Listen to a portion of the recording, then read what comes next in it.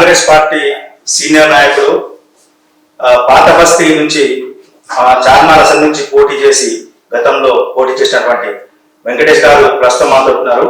వారితో రాష్ట్రంలో కాంగ్రెస్ పార్టీకి సంబంధించిన పరిస్థితులు, రాహుల్ గాంధీ భారత్ జోడో యాత్ర, మునుగోడు ఉప ఎన్నిక తదితర అంశాలుగా తెలుసుకుందాం.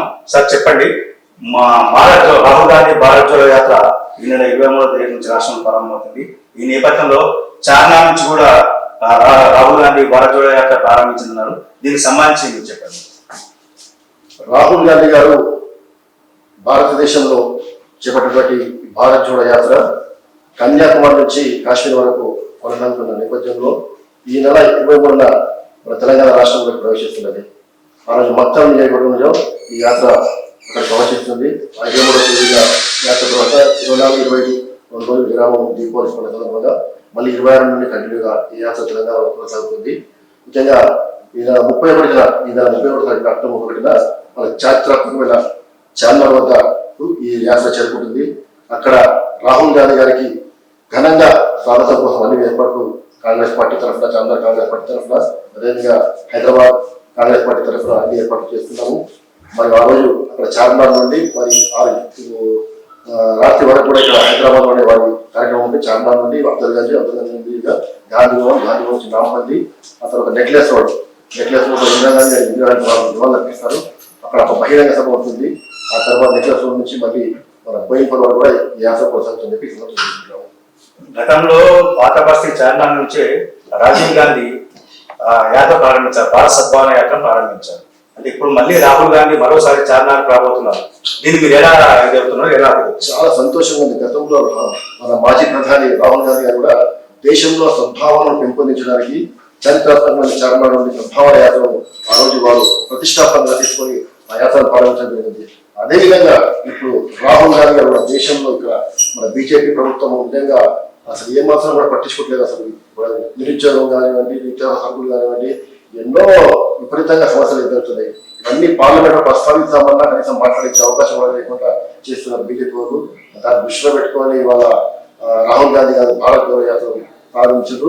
నిజంగా ఇక్కడ చార్మినార్ నిజంగా చార్మినార్ కు మన ఆ రోజు రాహుల్ గాంధీ గారు ఏ విధంగా వచ్చిందో మన ఆ విధంగా ఈరోజు మన రాహుల్ గాంధీ గతంలో రాజీవ్ గాంధీ గారు వచ్చిందో ఇప్పుడు రాహుల్ గాంధీ కూడా ఆ విధంగా చార్మినార్ మాకు చాలా సంతోషకరము.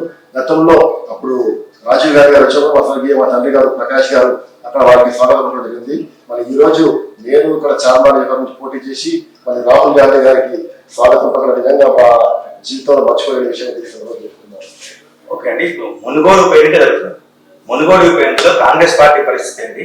మీ అభ్యర్థి అంటే ఎలా ప్రచారం ఎలా ఉంది? పార్టీ నాయకుల ప్రచారం ఎలా ఉందని అనుకుంటున్నారు? మునుగోడు కేవలం ఒక వ్యక్తి కోసం వచ్చిన ఎలక్షన్. మన కోమటిరెడ్డి రాజగోపాల్ గారు ఆయన స్వార్థం కోసము, కాంట్రాక్ట్ కోసము ఈ ఎన్నిక తీసుకొచ్చారు రాజగోపాల్ గారు. ఏది ఏమైనప్పటికీ కూడా ఆ కాంగ్రెస్ పార్టీ చాలా బలంగా ఉంది మునుగోడులో.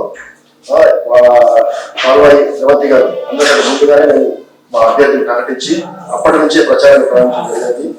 ఈరోజు ప్రచారం చాలా ఉధృతంగా, చాలా స్పష్టంగా జరుగుతున్నది. ముఖ్యంగా మా టీపీసీ అధ్యక్షులు రేవంత్ రెడ్డి గారు ప్రయాణ ఈ ప్రచార బాధ్యతలు వీలు చేసుకుని వారు ముందు నడిపిస్తున్నారు. గత వారం నుంచి వారు ప్రతి మండలానికి వారు ప్రచారం చేస్తున్నారు. అభ్యర్థితో పాటు వారు కూడా చాలా బ్రహ్మాండంగా మునుగోడులో కాంగ్రెస్ పార్టీ ఎన్నికల ప్రచారం జరుగుతున్నది. మరి ఎట్టి పరిస్థితుల్లో కూడా ఇక్కడ టీఆర్ఎస్ కానివ్వండి, బీజేపీకి కానీ ఓడించే ప్రయత్నంలో ప్రజలందరూ కూడా కంకణం పట్టుకున్నారు. కాంగ్రెస్ కి మేమంతా ఓటేస్తామని ప్రజలందరూ కూడా ముక్తగడ్డతో చెప్తున్నారు. ఉప ఎన్నికల వేళ కాంగ్రెస్ పార్టీలో విభేదాలు అనేది ఇంకా తెరమరుగు కాలేదు అనేది ఎగ్జాంపుల్ చెప్తే భువనగిరి ఎంపీ కోమటిరెడ్డి వెంకటరెడ్డి పార్టీ ప్రజానుకూలం ఉన్నారు. అదే నల్గొండ నుంచి ఎంపీగా పార్టీ నిర్వహిస్తున్నట్టు ఉత్తమ్ కుమార్ రెడ్డి ప్రచారానికి కొంచెం దూరం ఉన్నారు. కేవలం అంటే ఈ ఎన్నికను ఓన్లీ రేవంత్ రెడ్డి ఆయన భుజాలను చేసుకుని ప్రధాన చేసినగా కొంత అనిపిస్తుంది. అదే రకంగా రాజకీయ వర్గంలో చర్చ అవుతుంది. దీనిపై మీరేమంటారు? అలాంటిది ఏం లేదండి. యాక్చువల్గా రీసెంట్ గా కూడా మన ఉత్తమ్ కుమార్ రెడ్డి గారు కానివ్వండి, మరి రేవంత్ రెడ్డి గారు క్యాండిడేట్ గారు కలిసి ప్రచారం చేయడం జరిగింది.